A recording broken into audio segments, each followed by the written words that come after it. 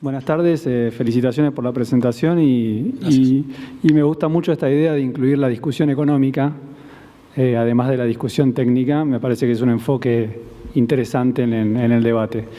La consulta o la observación que quisiera hacer es, en algún momento vos hablaste de la importancia de la Cancillería, de las relaciones internacionales para la venta de, por ejemplo, un satélite, de la relevancia que tenía el Estado como promotor para la venta de un equipo de esa envergadura. Y un poco lo que quería agregar es que hay ejemplos donde no se vende el satélite completo, sino se vende algún servicio muy específico, y hay ejemplos exitosos que a mí me interesa remarcar. Hay una compañía española que se llama GMB, que hoy dice ser líder en lo que es segmentos terrenos. No necesariamente lo único bueno sería vender un satélite entero. Puedes vender instrumentos, puedes vender distintas piezas, puedes vender servicios. O sea, lo que hace, por ejemplo, en el área nuclear INVAP no es nada más vender los reactores nucleares completos, sino también brinda asesoría o cómo poder restaurar reactores que ya están llegando al final de su vida útil, etcétera. O sea, no necesariamente un satélite entero. Creo que esa era tu pregunta. Sí, como una observación de decir, no solo hay que vender el satélite, sino que hay servicios anexos que se pueden vender sin necesidad de llegar a vender un todo. Sí. Gracias. Creo haber entendido por tu exposición que tecnológicamente estamos en capacidad todavía como para hacer desarrollos y para aprovechar los ya hechos. Y creo haber entendido también que desde el punto de vista comercial todavía estamos encaminados y tenemos un largo y amplio camino. Ahora, no sé si interpreté bien el hecho de que nuestra situación actual no es precisamente paradisíaca. La cantidad de dimensiones en las cuales puede intervenir el Estado para permitir la viabilidad de un desarrollo más fructífero, tanto desde el punto de vista tecnológico como desde el punto de vista comercial, son infinitas. Desde las negociaciones, en las cuales se tienen que involucrar los cargos más altos a nivel gubernamental, hasta, por ejemplo, si vos llevás adelante o aprobás una ley en el Congreso que diga que vas a lanzar determinada cantidad de satélites en los próximos 15 años, y eso es aprobado por el Congreso, que exista la factibilidad económica para que eso se pueda llevar adelante, ¿no? Eso es algo que evidentemente no sucedió según lo planeado y según lo que se observa. En el caso de ARSAT 3 eso no se cumplió. De hecho, hay otro satélite que ya tendría que haber sido empezado a construir en el plan de satélites geoestacionarios de telecomunicaciones y no se comenzó a construir. Por no construir el ARSAT 3 es posible, si no se toman otras medidas, por ejemplo, de alquilar un satélite que ocupe una posición orbital geoestacionaria que te asigna la Unión Internacional de Telecomunicaciones, que se pierda esa posición geoestacionaria para poder transmitir señal de telecomunicación desde ese punto. Podríamos hablar largo y tendido, o sea, la coordinación y las medidas institucionales, o por ejemplo la actualización de la Ley de Gestión de Servicios de Telecomunicaciones, que es del 99, está totalmente obsoleta.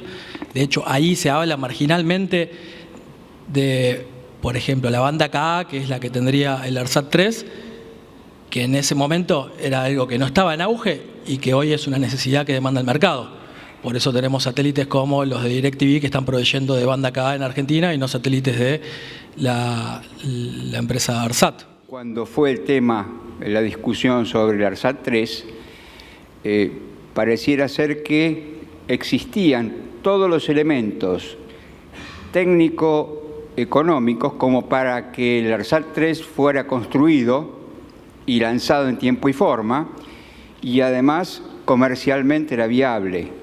Sí, los elementos técnicos para producir el ARSAT 3 estaban porque la plataforma es casi igual, o sea, cambian los transpondedores, pero la plataforma es la misma de ARSAT 1 y ARSAT 2. En cuanto a la viabilidad económica, eso lo tenía que pagar ARSAT, habría que preguntarle a ARSAT.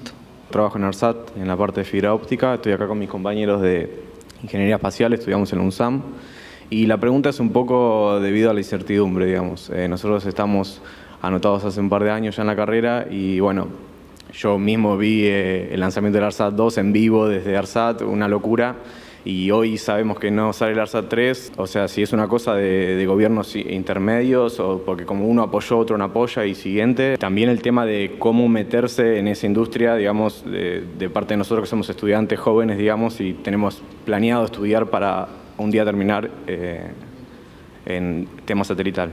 ¿Cómo meterse a trabajar en industria? No lo sé. O sea, por ahí hay muchos ingenieros en la sala, o seguramente Fernando tenga una respuesta mejor para eso. En cuanto a si la industria tiene futuro o no, en cuanto a la intermitencia de las gestiones, esto es una opinión personal. Y es una opinión personal basada en lo que observé en CONAE y lo que observé en INVAP, donde las gestiones no fueron gestiones políticas que duraron un periodo de 4 años, sino que tiene una continuidad a lo largo del tiempo. Nada, me parece a mí, nada de lo que se hizo en el área espacial y de los grandes logros que llevó adelante INVAP y la CONAE podría haber sido alcanzado si las gestiones de cada una de estas entidades hubieran cambiado con cada cambio de gobierno. Me parece a mí que si vos querés tener una empresa que lleve adelante un plan de desarrollo de satélites y de operación de satélites geoestacionarios de telecomunicaciones, tendrías que pensar en el mismo sentido. Ahora, si va a tener viabilidad futuro, si mañana va a realizar un nuevo proyecto o propuesta de asociación ARSAT con otra empresa que pueda financiar o dar el financiamiento que hoy no tiene para producir el ARSAT 3, que no sé si necesariamente tiene que ser la plataforma que está planeada. Digo, existen otras opciones hoy. En cualquiera de los casos no te alcanza para llegar a tiempo para no perder la posición orbital geoestacionaria produciendo vos el satélite. Si existen esas posibilidades, las desconozco. Yo creo que estás más cerca vos de saberla que trabajás en ARSAT que yo. ¿Cómo o quién está trabajando para convencer a una sociedad con el 25% de pobreza y un número importante de necesidades básicas insatisfechas que se tiene que hacer inversión en el terreno espacial y satelital? Yo la respuesta la tengo, pero ¿quién está trabajando para convencer al gobierno, que es quien es el responsable de la aplicación de fondos, y a la sociedad que lo apoye o lo motive para justificar la aplicación de ingentes recursos en esta actividad? Las visiones siempre de los temas son bidireccionales, es decir, yo estoy viendo algo que ustedes no ven y ustedes están viendo algo que yo no veo, ¿no es cierto? Entonces, cómo uno se despersonaliza desde el adentro de la actividad en la que está para justificar a aquellos que tienen que dedicar parte de sus recursos a través del tributo de impuestos a esta actividad. Es decir, ¿cómo lo convencemos? La pregunta es muy buena y requiere una reflexión constante sobre el tema. Y las respuestas también van cambiando según las circunstancias. Yo creo que lo mejor que se puede hacer es mostrar lo que significa encarar un proyecto de este tipo a las autoridades de turno. Es decir, esto es un trabajo también que hay que repetir continuamente. Digamos que es una actividad docente en el mejor sentido. Yo creo que cuando esas autoridades ven en qué consiste el trabajo, ven el resultado de ese trabajo, ven así en visión directa lo que significa para el país encarar este tipo de proyectos, entienden mejor la situación y entienden que es dejar de lado y perder lo logrado y dejar de apoyar este tipo de cosas es un lujo que nadie puede darse, porque es un lujo, no sé si lujo, pero es un gran logro haber llegado a un cierto punto y es un lujo que uno puede darse perderlo. Digamos, no quisiera mencionar ningún caso particular, pero hoy me enteré que autoridades muy importantes del país estuvieron en INVAP viendo el SOCOM, que salieron absolutamente con una actitud completamente diferente de la que tenían hasta ese momento respecto a la inversión en este tema. Con una actitud muy proactiva y muy positiva. No quiero decir quién, pero alguien muy conocido, de muy alto nivel de gobierno. Creo que la mejor forma es mostrarlo. Mostrar lo que significa encarar este tipo de cosas, mostrar lo que significa tener una comunidad que puede dar este tipo de respuestas. Yo tuve la ocasión de ser consultado cuando en el gobierno, a ver qué año era, tendría que ser en los 80, estaba Cavallo de ministro de Economía. Se estaba planteando por enésima vez la radarización de los aeropuertos. El proyecto que tenían para radarizar el presupuesto que tenían para la radarización era de 800 millones de dólares. Hicieron la licitación y nuevamente por impugnaciones recíprocas, esa enésima vez la Argentina quedó sin resolver el tema de la radarización de los aeropuertos. Entre la Thompson y de acá y la otra de allá, qué sé yo, siempre terminaba arruinándose la licitación y ni siquiera pagando se podía encarar ese tema.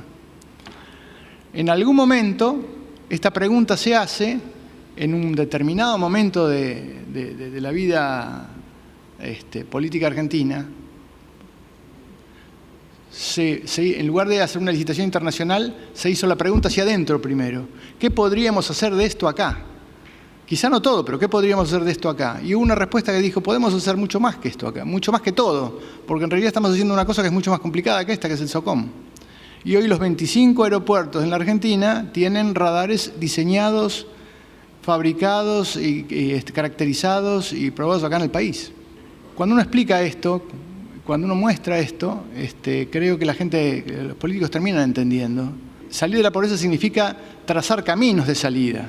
Y la tecnología hoy en día es eso, trazar caminos de salida de esa situación. Miremos la situación de países que tienen tasas de pobreza mucho más bajas que la nuestra y comparémosla con las que tienen pobreza comparable con la nuestra y miremos la relación con su desarrollo tecnológico y vamos a ver que la relación es bionívoca y muy clara. Puede haber muchas respuestas, pero la única que tenemos a nuestro alcance es la docencia. Explicar el valor de lo que se alcanzó y la importancia de seguirlo sosteniendo.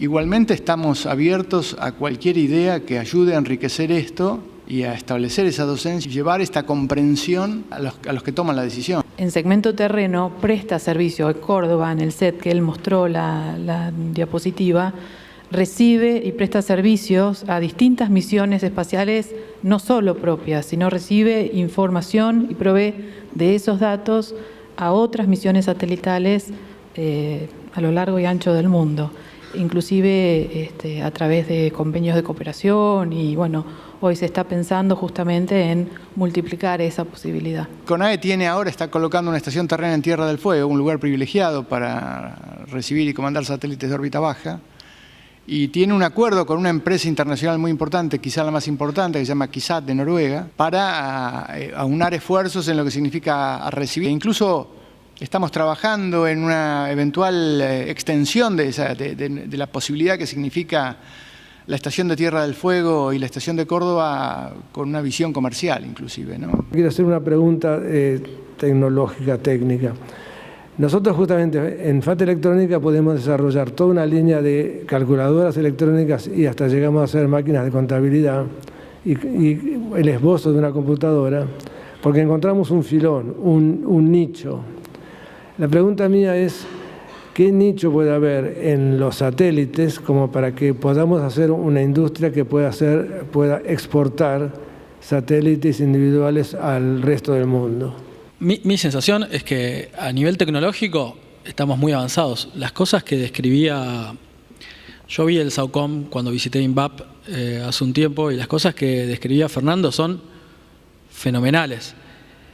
Ahora, yo entiendo la necesidad de hacer ciencia, la necesidad de hacer ciencia aplicada y todos los beneficios sociales que eso puede llegar a generar. Pero en la medida en que vos no le muestres a las gestiones que vos podés llegar a generar ingresos con esas actividades que estás llevando adelante, va a ser medio difícil que se comprometan a poner presupuesto y que no existan las limitaciones que por ahí hoy se comentaba que tiene la CONAE. En ese sentido, me parece importante el proyecto SARE que está llevando adelante la CONAE, que creo que dijo Fernando que para la próxima década, pero no sé cuál es la fecha estimada para eso. Me parece muy importante porque son plataformas que son comercializables, o sea, tienen en definición, son satélites livianos de 250 kilos, que podrían ser combinados, como dijo Fernando, con los lanzadores, si es que la CONAE no tiene la necesidad de estar reasignando presupuesto desde el proyecto Tronador a proyectos, a otros proyectos porque tiene una restricción presupuestaria activa. Ese proyecto en particular, con cámaras de definición de 1 metro por 1 metro, me parece que es algo totalmente viable para ser comercializable a nivel internacional. Lo mismo, la posibilidad, y me das lugar para por ahí abrir algo que me parece muy interesante, del desarrollo de satélites con plataforma eléctrica, plataforma de propulsión eléctrica, que es algo que es lo que está tomando cada vez más lugar en el plano internacional y que, según información que nos ha provisto INVAP podría desarrollar. Las plataformas de propulsión química están perdiendo lugar en el plano internacional y las plataformas de propulsión eléctrica te brindan la posibilidad de tener mayor eficiencia en términos de la relación del peso del satélite con los watts de potencia que tiene este. Esos son los dos planos donde creo que Argentina tiene situaciones concretas donde se puede llegar a desarrollar y puede llegar a generar una plataforma comercializable. De hecho, para satélite es muy difícil que alguien te quiera comprar algo que nunca probaste. Para el caso de satélites de propulsión eléctrica, INVAP tiene pedidos desde el exterior o tiene planteos del exterior donde estarían dispuestos a comprarle los primeros satélites de propulsión eléctrica. El problema es que hacen falta 40 millones de dólares para la parte de desarrollo y obviamente los compradores externos te quisieran pagar el satélite pero no el desarrollo que vos después amortizás con todos los satélites que puedas llegar a vender. No hay 40 millones para desarrollar algo que es de frontera. Quería preguntarle a Fernando acerca del Tronador 2, ¿no? Paulo, habías dicho o habías puesto que se estimaba que iba a volar de 5 a 10 veces el Tronador. De 5 a 10 veces iba a volar el Tronador por año, ¿no? En un slide. Sí. Perfecto, buenísimo, lo tenemos acá. Que no sé, bueno, Tronador 2 o 3, no sé cuál es finalmente el modelo que están armando. Y lo otro era la posibilidad de proveer de servicios de lanzamiento, ¿no? ¿Posibilidad de proveer servicios de lanzamiento, ¿no? Esos dos puntos. Entonces, con respecto a esto último, quería saber, Fernando, si es posible estimar la inversión que ya está llevando el proyecto Tronador o cuál va a ser la inversión total hasta ese primer modelo operativo y también cuál sería el costo de ese vehículo, ese servicio de lanzamiento. Esto en cuanto a ese punto. Con respecto a los 5 o 10 vuelos, supongamos que van a ser 7,5, en 2 años serían 15 vuelos de Tronador, ¿sí? El vehículo tiene que atender una demanda de datos o servicios, que en este caso, esos vuelos, imagino que son demanda de CONAE, ¿sí? ¿Con qué se llenan esos vuelos? Ya sé que son SARE, probablemente son SARE, pero esos SAREs, ¿qué datos, qué misiones son? ¿Hay un plan hoy que esté contemplando esas misiones, digamos, esa demanda? ¿Qué vamos a hacer con esos 15 tronadores volando en el 2021, 22 o 23? Toda la capacidad de producción a nivel máquinas, a niveles equipos, a nivel infraestructura está orientada a tener esa capacidad. Tampoco desde el primer día, pero sí llegar a tener esa capacidad. Esto supone que habría satélites propios del Plan Espacial Nacional y que se pueda ofrecer el servicio de lanzamiento a otras entidades nacionales que no sean CONAE o del exterior. El hecho de que sea una empresa la que lleva adelante esto, en realidad tiene en mente esa idea, es decir, que pueda esa empresa comercializar esto.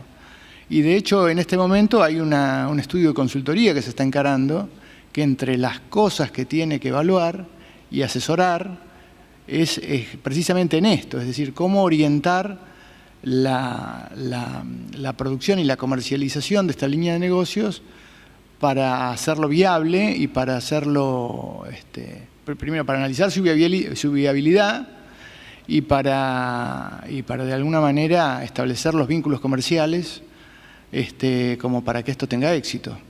Es decir, es un área en la que se está trabajando. Tenemos claro que una línea como la segmentada requiere de un lanzador propio, por la demanda que significa digamos, no tendría sentido plantear la agilidad del reemplazo de un segmento o de uno de esos satélites componentes si uno a lo mejor tiene que hacer un contrato que lleva 2 años para conseguir un lanzamiento. Tenés que tener el tema resuelto como está resuelto el tema del satélite. Es decir, tiene que formar parte de la cadena de producción. Pero no quiere decir que el lanzador es solamente para nunca planteamos que el lanzador es solamente para los satélites pequeños nuestros. Respecto, no sé si contesté las dos primeras preguntas. No, está bien por eso, pero eso me refiero a nivel de la inversión requerida para toda la fase, hasta llegar a tener la fase de producción. La verdad yo no tengo ese número. No sé si ese número es, digamos. Lo que hay hoy, lo que tenemos hoy es, estamos hemos alcanzado una fase del camino del desarrollo.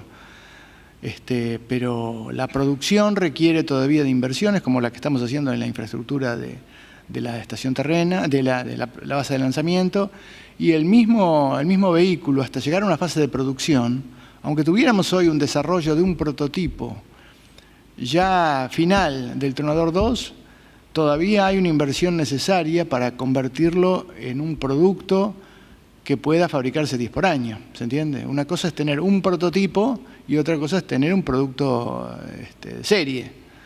Digamos, yo no tengo el número de lo que significa todo ese esfuerzo. Lo que sí puedo dar para tranquilidad para los ciudadanos que invierten en este proyecto es que esto se hace pensando en que sea una unidad de negocios. Y de hecho hay una consultoría importante trabajando en esta línea hoy. Primero al licenciado Pasquini y después al ingeniero Isas. Bueno, lo primero sería relacionado en términos, en conjunto a toda la actividad espacial, en términos de productos brutos. Más o menos hay una estimación, o bueno, no sé si en producto bruto, porque capaz es bastante chica, pero ¿cuánto representa la actividad en su conjunto? Después otra pregunta, también para el licenciado, que creo que ya la respondieron, el potencial que tiene de exportación, todas estas nuevas tecnologías que están desarrollando, y bueno, ¿y qué relación tienen con el Ministerio? Si el Ministerio de Economía, más bien dicho, o Cancillería, está realizando algún plan para exponer estos bienes o servicios en otros países, digamos, para venderlos. Y por último, bueno, si en la órbita de las Fuerzas Armadas todavía existe en desarrollo internamente de cuestiones espaciales. La medición de las actividades espaciales en Argentina, la medición del valor agregado generado por eso, no la tenemos. Yo no sé si la CONAE tendrá alguna estimación. Sí, hay datos sobre el presupuesto de la CONAE. Ahora, si vos querés tener... Eso es una de las razones quizás por la cual yo planteaba hoy de que existe estadística que provee la OSD, donde dice cuál es el presupuesto invertido y no figura la Argentina. Sumar todo eso sería muy difícil por dos motivos. Primero, porque no tenemos la información completa sobre el mapeo de todos los actores que están involucrados en la actividad. Vos tendrías que sumar las actividades, el valor de las actividades que llevan adelante todos los actores involucrados en lo que sería la economía del espacio. Sí hay datos sobre el presupuesto de la CONAE. Y después es muy difícil darle un valor comercial a productos que están muy lejos de ser commodity. Digo, ¿cuál es el valor que tiene más allá del costo el SOCOM? Se me ocurre que es mucho más grande que el costo, ¿no? Digo, porque vos producís este vaso, lo vendés y no lo estás cobrando el costo, con lo cual tiene ciertas complicaciones. ¿Cómo? No hay un precio de mercado todavía establecido, pero se podría medir el costo. ¿Cuál es el precio de mercado del SOCOM? Es posible establecer, probablemente sea mucho más alto que los costos. Respecto al Ministerio de Hacienda, no creo que tenga competencia alguna en cuanto a estos temas. Cuanto mucho puede ser el Ministerio de Producción. No tengo conocimiento de que haya iniciativas por parte de Cancillería de estas actividades. Si hay iniciativas, no creo que sean de público conocimiento antes de concretarse. Y tampoco sé, lo planteo como pregunta, si es que cuando ARSAT vendió servicios en Estados Unidos tuvo algún rol Cancillería. Cancillería no tiene planes propios pero en el tema espacial, pero acompaña todos los esfuerzos de intentos de exportación de la industria nacional en el exterior. Es decir, Cancillería acompañó hemos visitado países de la región y del exterior, acompañando a INVAP en su esfuerzo por vender en el exterior estas tecnologías, y la Cancillería siempre facilitó la infraestructura, sus embajadas, etcétera, que es lo que hace habitualmente la Cancillería, es decir, hacer el seguimiento, preparar las reuniones, hacer el seguimiento, dar soporte. Claro, yo digo, organizado desde Cancillería para vender al mundo. Digamos, digamos, creo que ese es el rol de CONAE, no de la Cancillería. La Cancillería, de alguna manera, te da la infraestructura, te da los contactos, las relaciones, la presencia del país en el lugar donde vos querés ir, facilita cosas, pero digamos, no tiene planes propios para cada actividad del país. Podría tenerlos, pero digamos, normalmente se maneja así. De todas maneras, la Cancillería no es un elemento ajeno a la CONAE, de hecho tiene una silla en el directorio de la CONAE. Respecto, la pregunta tuya era... A la Estación Aeroespacial China. Nosotros tenemos una cooperación puntual con China, que es una estación de seguimiento y de comunicaciones para el espacio exterior, que se instaló en Neuquén, y a partir de ahí tenemos una muy buena relación. Se puede fácilmente, en el futuro seguramente se va a materializar en algún otro proyecto, además del de la estación, que ya es un proyecto activo, es decir, la estación, a través de esa estación, China está planteando misiones así del espacio exterior, y como contrapartida por darles ese espacio y darle el soporte para esto, nosotros podemos usar también la estación una determinada cantidad de tiempo, y hay varios proyectos de investigación relacionados con esto. Pero además creo que hay una relación de bastante confianza como para que probablemente se puedan plantear otro tipo de cosas con China. Ahora, respecto de la estación, seguimos con interés y con atención todo el traqueo que hubo de la estación. ¿Vos te referís a la nueva o a la que cayó? A la de Neuquén, en la que está, no recuerdo bien la localidad, pero la que se inauguró, creo que se firmó el contrato en un acuerdo internacional en el 2014. Y creo que no, te referís a la estación terrena. Sí, la terrena. Bueno, la estación terrena china, la de Neuquén, sí, efectivamente, CONAE fue el socio local, la que de nuevo facilitó todas las cosas localmente y la que de alguna manera capitaliza para la comunidad científica argentina la posibilidad de usar esa estación para proyectos que nosotros propongamos. CONAE es el nexo para la comunidad local para usar esa estación. ¿Existe una estimación de qué tan grande es el mercado y qué tan fácil de saturar es en oferta de imágenes satelitales? Desde el punto de vista cualitativo, vienen las potencialidades de desarrollar un mercado de imágenes. Primero, en general, el primer demandante de imágenes, como tiene mucha utilidad para control de fronteras, por ejemplo, o para reacción temprana ante catástrofes, generalmente es el Estado, ¿sí? La información que recogimos a lo largo de las entrevistas que hemos realizado con empresas también que se dedican a proveer ese tipo de servicios de afuera, no argentinas, es que el Estado nacional no es un demandante activo. Supongo que tiene que ver con una cuestión de prioridades presupuestarias. Por otra parte, y esto va a formar parte de la próxima charla vinculada al área espacial, existe mucho potencial para desarrollar el mercado de imágenes, o más bien de aplicaciones, ¿no? Porque como más grueso lo que tenés que hacer después de que tenés la imagen para procesarla que antes. En el caso de aplicaciones para el sector agropecuario, lo que es agricultura de precisión, en ese caso se formó, no te quiero mentir con el año, pero creo que hace un par de años, la empresa Frontec, que era una asociación entre INVAP y los Grobos, después los Grobos se fueron el año pasado, que trata de hacer aplicaciones de imágenes para agricultura de precisión. Y hay otra empresa que se llama Solapa 4 que también lo hace, y quizás tengo desconocimiento sobre otras, pero calculo que en la próxima charla lo van a hablar con más profundidad. La respuesta que vos dabas con respecto a demostrar a las autoridades los beneficios de un proyecto. Yo, la verdad que pensaría entonces qué pasó con la ARSAT 3. ¿No estaba demostrado los beneficios del proyecto? ¿Por qué quedó congelado hasta ahora? Pero mi respuesta es otra, porque nuestra experiencia nos demostró que con una política de Estado, en ese momento el ministro de Economía era Aldo Ferrer y el secretario de Industria era el general Chescota, que fue presidente de Somisa. Y como Madanes tenía la idea justamente de hacer un desarrollo de un producto tecnológico, pero que fuera un desarrollo propio, juntó a un grupo de gente de ingeniería, algunos de exactas, pero fundamentalmente de ingeniería, y les propuso hacer esto. Y el general Chescota sacó un decreto por el cual FATE podía producir máquinas con un beneficio arancelario al principio, pero con la obligación de integrar. Llegamos a integrar prácticamente el 95% de la máquina.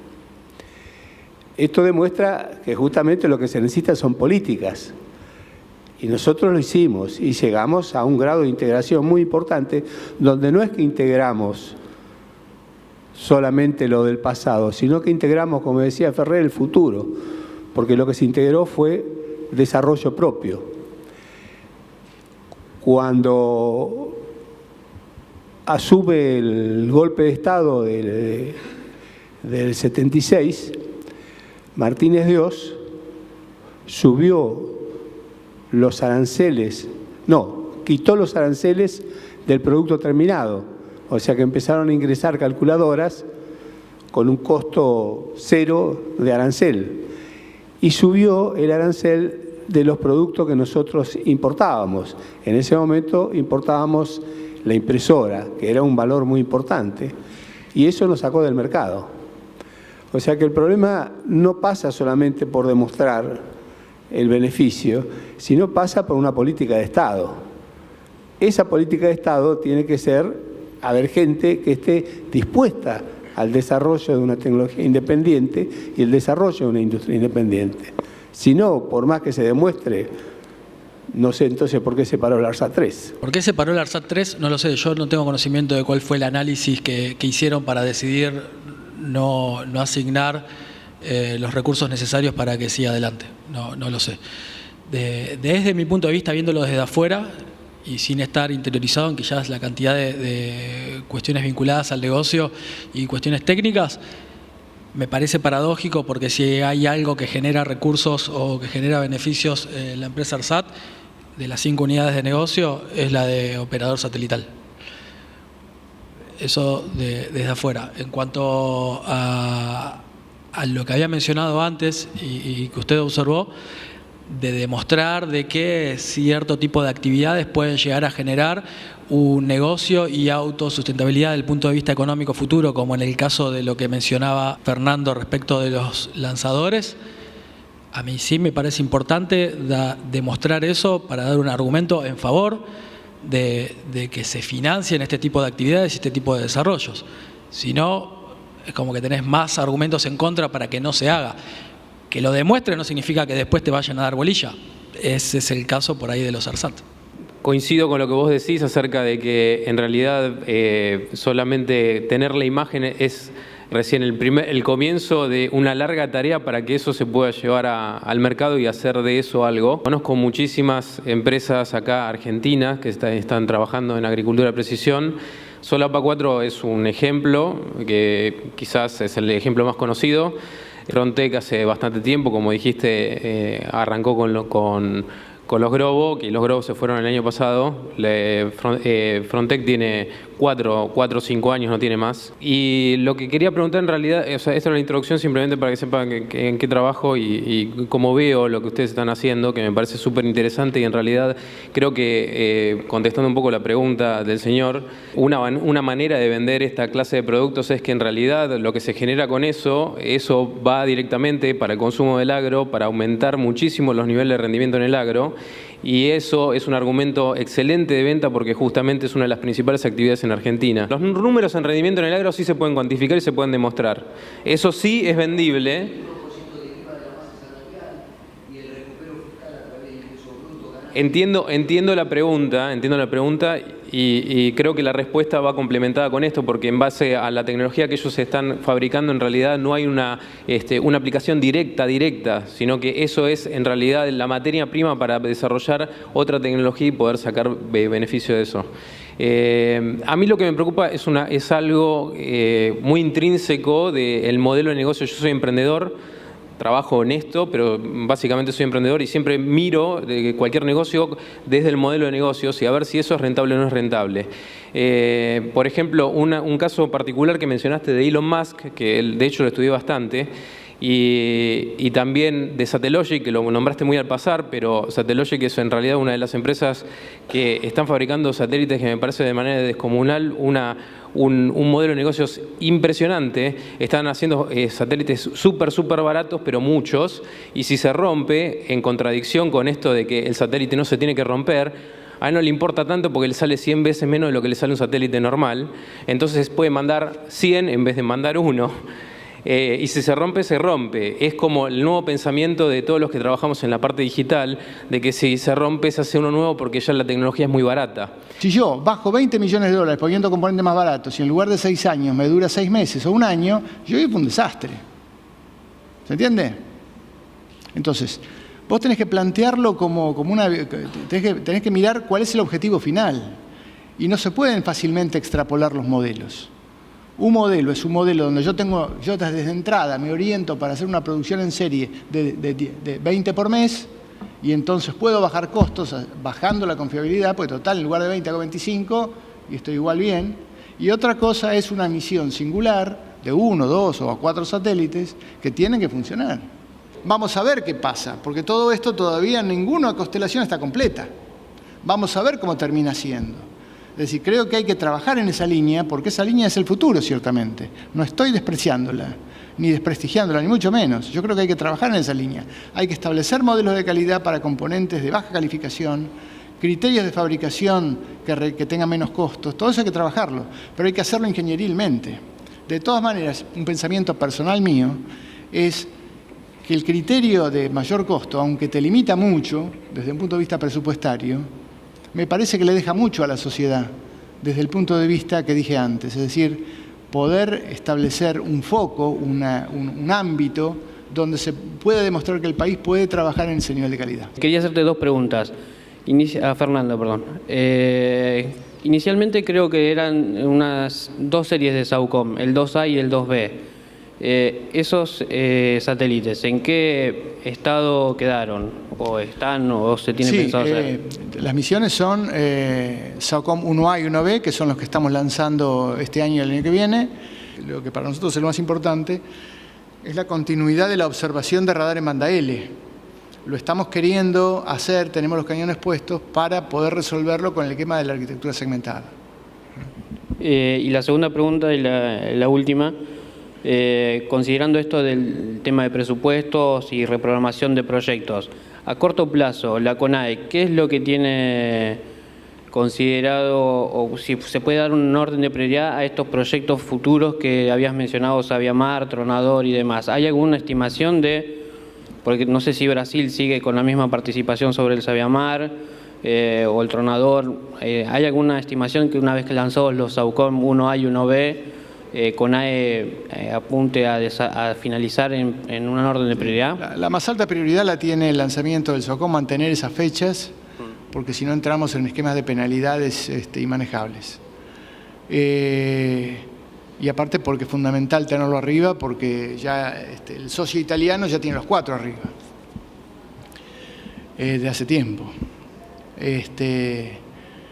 La segunda línea, nosotros seguimos manteniendo el Sabiamar con el ritmo que podemos en este momento, pero la idea es terminarlo. Tenemos un compromiso, tiene financiamiento internacional el Sabiamar, igual que el SAOCOM, me olvidé de decirlo cuando hablábamos de la rentabilidad de los proyectos. El SAOCOM es un proyecto que tiene financiamiento del BID y está planteado como un proyecto de inversión, es decir, el BID hizo el análisis de rentabilidad económica del proyecto y dijo, de acuerdo, cierra, vamos a financiar. Con lo cual, de alguna manera, hay una visión incluso externa, consultores externos del país, no solamente de la CONAE, evaluaron y estuvieron de acuerdo en que era financiable. El Sabiamar tiene financiamiento de la CAF, tiene el mismo criterio. El Sabiamar sigue siendo un tema prioritario y el Tronador también. Yo diría que no bien nos desahoguemos del lanzamiento del SAOCOM 1, A y B, esos son los proyectos que siguen, y el desarrollo de la arquitectura segmentada, que es el futuro. O sea, el Sabiamar va a estar en su fase casi final y nosotros vamos a estar encarando las fases iniciales de la arquitectura segmentada. Los primeros lanzamientos de la segmentada van a venir después del lanzamiento del Sabiomar, seguramente. Bueno, muchas gracias a todos por el interés, haberse quedado hasta tarde. Gracias también a los expositores, creo que fueron excelentes, a mi juicio, las exposiciones y el intercambio posterior muy interesante. También al señor decano, que se hizo presente desde hace un largo rato y hasta el final. Muchísimas gracias, Alejandro. Agradecerles porque esto nos permite establecer este ámbito como un ámbito de discusión quizá del más independiente que podamos encontrar para que las voces se puedan expresar. Y ese es el espíritu que tenemos que mantener como universidad y como facultad, desde lo técnico y lo político, ¿no? Muchos cuestionan la cuestión política en la universidad y yo el otro día decía, les agradezco que en estos ámbitos discutamos política. Por otro lado, el tema satelital me toca de cerca porque me he dedicado gran parte de mi vida a los satélites, pero a la parte de aplicación de comunicaciones, así que también he visto cómo evolucionaron los satélites y la electrónica que permite que se transmita cada vez más y mejor, la matemática con los algoritmos que permiten mejorar las comunicaciones, o sea, ni siquiera llegando al espacio desde tierra podemos hacer muchas mejoras, por lo menos en las aplicaciones de comunicaciones y supongo que en el resto también con los sensores y con un montón de otros dispositivos. Y finalmente, invitarlo a seguir participando. Vamos a tratar de establecer en esta nueva gestión. Creo que todas las gestiones se proponen cosas obviamente legítimas y buenas, pero vamos a esta vez tratar de llegar un poco más lejos, de no hacer actividades separadas o temas individuales, porque conseguimos y convocamos a gente importante del tema, como en este caso, sino que, le decía el otro día a Luciano, tratemos de que esto quede un hilo de todo esto, y así como el PIUAD es un programa que trata de concentrar una propuesta de políticas para los gobiernos. Si de esta Facultad de Ingeniería no podemos generar o decir algo respecto a lo que le pasa al país en la técnica, no sé para qué estamos, porque en definitiva el pueblo paga esta casa y le paga el estudio a muchos de ustedes por algo. Alguien se lo tiene que preguntar, son ustedes los primeros que se lo tienen que preguntar.